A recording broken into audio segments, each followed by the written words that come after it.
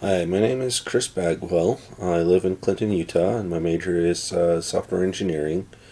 My technology background is right now I work as an IT analyst slash developer for the state of Utah, and we use the .NET, Visual Basic .NET, and other languages, but mostly .NET there. And my boss let me know that soon they're going to be switching to C Sharp .NET. And so one reason I'm taking this course is to learn as much as I can before I start doing that for work, which is going to be sometime this year actually.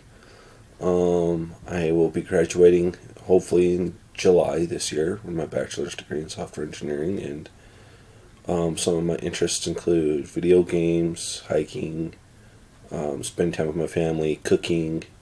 I like to try new recipes. What else is there? Oh, I have two kids, one 9-year-old son and an 18 or almost 18-month-old daughter. Um, I've been married to my wife for 10 years, and that is about all I am.